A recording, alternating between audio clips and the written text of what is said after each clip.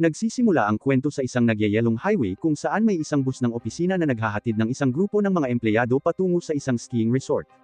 Sa daan, naaksidente ang bus at lahat ng sakay nito ay namatay. Pagkatapos mamatay, lahat ng empleyado ay nagising sa isang blankong espasyo kung saan sila pumila upang maghanda para sa reinkarnasyon. Kabilang sa mga empleyadong ito ay isang lalaking nagngangalang Arihito, na lumingon sa paligid at napagtanto na lahat ng kanyang mga katrabaho ay namatay kasama niya. Sinalubong siya ng isang receptionist na nagbigay sa kanya ng telepono at sinabihan siyang humingi ng trabaho sa isang guild kapag siya ay muling nagkatawang tao. Bagamat hindi niya lubos na nauunawaan, itinulak siya ng babae sa isang bagong mundo sa isang lugar na tinatawag na Labyrinth Country.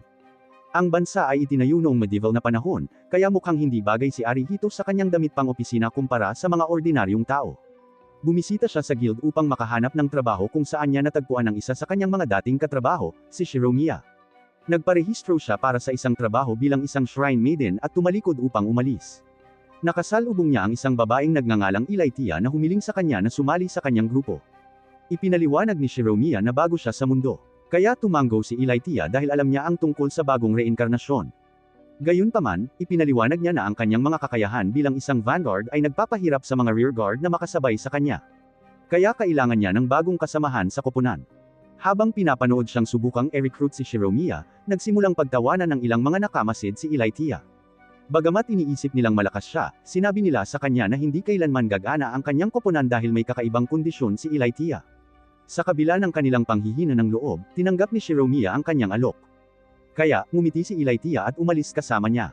Pagkatapos, tinanong ng receptionist si Arihito kung gusto niyang magparehistro. Nagpakilala siya bilang Luisa at ipinaliwanag na sa bansang ito, ang isang tao ay hindi pinapayagang pumasok sa kanilang labyrinth maliban kung sila ay isang rehistradong seeker. Naintindihan ni Arihito ang kanyang mga sinabi, ngunit hiniling niya sa kanya na magpaliwanag patungkol sa bansa mismo. Ngumiti si Luisa, ipinaliwanag na ang mga taong namamatay at muling nagkatawang tao ay ipinapadala sa bansa ng labyrinth upang mamuhay bilang mga seeker. Kasama ang mga katutubong tao sa mundo, trabaho ng seeker na galugarin ang labyrinth. Nang mapagtanto na siya ay tunay na namatay, sumakit ang ulo ni Arihito dahil sa pagkabigla ng bagong mundong ito. Nag-aalala si Luisa, tinanong niya kung kailangan niya ng manggagamot, ngunit tiniyak niya rito na ayos lang siya. Pagkatapos ay tinanong niya ito tungkol sa pagpaparehistro.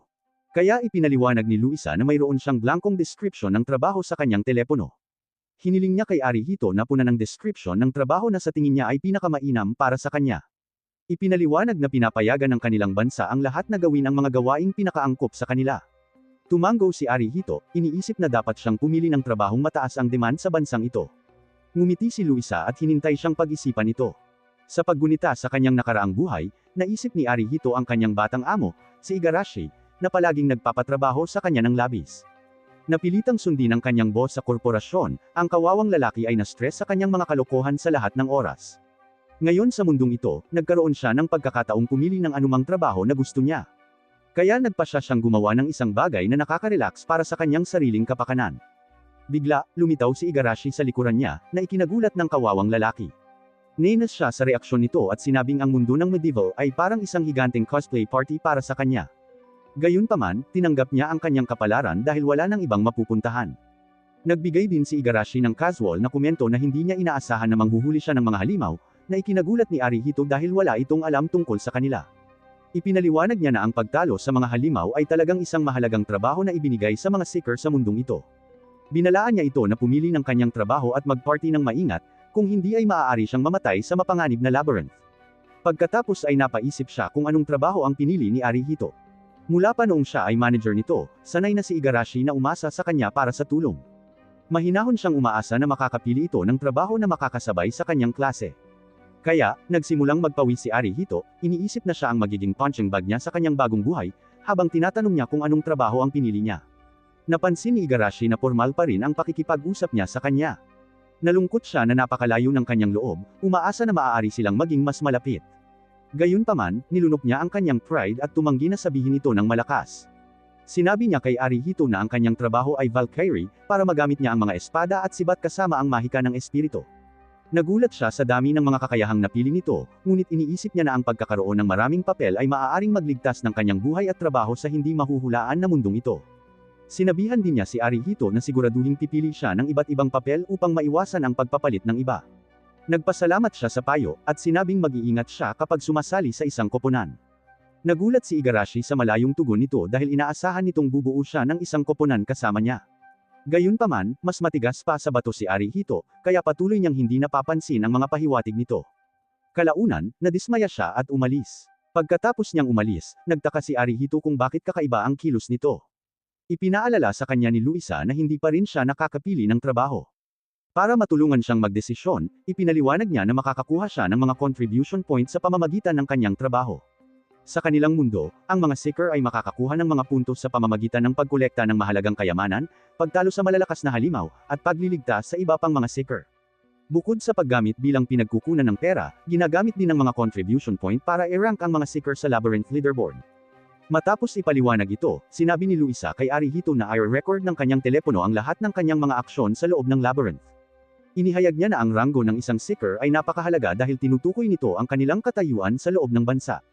Bagamat maaaring magtamasa ng marangyang buhay ang mga naghahanap ng trabaho na may mataas na ranggo, ang mga naghahanap ng trabaho na may mababang ranggo ay maaaring maging mahirap at mapilitang tumira sa isang kwadra. Nang marinig ito, nagpasya si Arihito na mas seryosohin ang kanyang pagpili ng trabaho. Mula sa naunang insidente, narinig niya kung ano ang tungkol sa mga rear guard, kaya tinanong niya kung ito ba ay isang trabahong in demand. Tumango si Luisa, ipinaliwanag na habang ang mga rear guard ay mahahalagang tungkulin, mas kaunti ang kanilang natatanggap na HP at depensa kaysa sa vanguard at iba pang mga tungkulin. Kaya, hindi maraming tao ang maaaring maging isang mahusay na rear guard. Dahil sa kakulangang ito, mataas ang demand para sa mga rear guard sa karamihan ng mga grupo. Matapos itong pag-isipan, naisip ni Arihito na ang rear guard ang pinakamahusay na pagpipilian upang maiwasan ang pagkawala ng trabaho. Nagtataka kung aling mga espesyal na kasanayan ang dapat niyang piliin bilang isang rear guard, isinulat niya ang salita sa screen ng telepono. Biglang kumikislap ng maliwanag ang screen ng telepono at ang pagsusulat ni Arihito ay naging ganap na magulo. Nagulat si Luisa dito at tiningnan ang telepono nito. Isinuot niya ang kanyang salamin at nag-concentrate ng mabuti upang maunawaan ang nangyari. Sa huli, ibinalik niya ang telepono kay Arihito at sinabing matagumpay ang kanyang kahilingan sa trabaho. Natural, napagtanto ni Arihito na nagkukunwari lamang siyang may kontrol at tinanong siya kung ano talaga ang nangyari. Sa nahihiyang tono, sinabi ni Luisa sa kanya na karaniwan ay anumang isulat ng isang tao ay tinatanggap ng application. Ito ang unang pagkakataon na nakita niya ang mga magulong karakter na ito, kaya wala siyang ideya kung nakatanggap si Arihito ng wastong papel bilang rear guard o hindi. Binalaan din niya ito na maaaring binigyan siya ng application ng ilang mga random na kakayahan. Nang mapagtanto na maaaring hindi siya makakapasok sa isang party gamit ang mga random na kakayahan, lubos na natigilan si Arihito. Mabuti na lang at inako ni Luisa ang responsibilidad para sa kanyang sitwasyon at binigyan siya ng isang libreng mercenary card para makapag-recruit siya ng isang kasamahan sa koponan para sa kanyang sarili. Pagkatapos, tiningnan niya ang telepono sa kanyang mga kamay upang suriin ang kanyang mga kakayahan. Nalaman niya na mayroon siyang defense support skill kasama ang isang kakayahan na tinatawag na rear view na nagbibigay daan sa kanya upang makita kung ano ang nasa likuran niya. Pagkaraan ng ilang panahon, naisip niyang gumastos ng ilang level up points sa kanyang recovery support at defense support abilities. Pagkatapos ay nagpasya siyang tingnan ang tindahan ng lungsod para sa mga potion at healing item bago level up ang kanyang recovery support. Kalaunan, ang kanyang defense support skill lang ang na-level up niya. Pagkatapos noon, binisita niya ang opisina ng mga mersenaryo. Tinanong niya ang vice-hepe na si Leila kung ano ang makukuha niya gamit ang kanyang tiket sa mersenaryo. Ipinaliwanag nito na makakakuha siya ng isang demi-human servant gamit ang tiket. Kaya, nag-isip si Arihito kung makakakuha ba siya ng Vanguard user. Sinabi ni Leila sa kanya na isa lang ang Vanguard niya sa ngayon na isang babaeng Lizardman. Sinabi nito sa kanya na ang Lizardman na ito ay isang rogue na may kakayahang magdala ng disenteng kagamitan kaya sapat na ito para sa kanyang unang pagpunta sa labyrinth. Umaasang masubukan ang kanyang mga kasanayan sa lalong madaling panahon, hiniling ni Arihito sa kanya na kunin ang Lizardman para sa kanya. Habang paalis si Leila para sunduin ang demi-human, nag-isip siya kung ang Lizardman ay magmumukhang isang napakasamang halimaw. Laking gulat niya, ang babaeng Lizardman, si Dercia, ay talagang isang mukhang batang tao. Habang ipinakikilala siya ni Leila, ipinaliwanag niya na si Dercia ay dating tao, ngunit siya ay naging isang demi-human pagkatapos mamatay sa dungeon. Sa kanilang mundo, lahat ng mga seeker na namamatay ay dumaranas ng parehong kapalaran. Kapag sila ay naging mga demi-humans, nawawala ang kanilang dating personalidad at ang kakayahang magsalita. Ngayon, mga alipin na lamang ang gamit sa kanila. Naaawa si Arihito sa pag-aari ng ibang tao, ngunit ipinaalala sa kanya ni Leila na ang mga demi-human ay walang sariling personalidad, kaya legal ang paggamit sa kanila. Ipinahayag din niya na maaari silang lumaban gamit ang kanilang mga likas na ugali kaya hindi na niya kakailanganing gabayan siya sa bawat laban. Sa wakas ay tinanggap ni Arihito ang kanyang paliwanag at binati ang kanilang pag-asang bumuo ng isang matagumpay na grupo kasama niya. Gayunpaman, habang patungo sa labyrinth, napagpasyahan niyang hindi niya pipilitin ang batang babae na lumaban. Matapos masubukan ang kanyang mga kasanayan sa pagpapahusay ng depensa, umaasa siyang makabalik sa lungsod. Di nagtagal, narating niya ang pasukan sa unang palapag ng labyrinth na tinatawag na Field of Dawn. Binati siya ng ilang bihasang adventurer, iniisip na kamukha niya ang isang Japanese Valkyrie na pumunta rito kanina. Napagtanto ni Arihito na malamang na tinutukoy nila si Igarashi at naisip niyang nakabuo na ito ng isang grupo.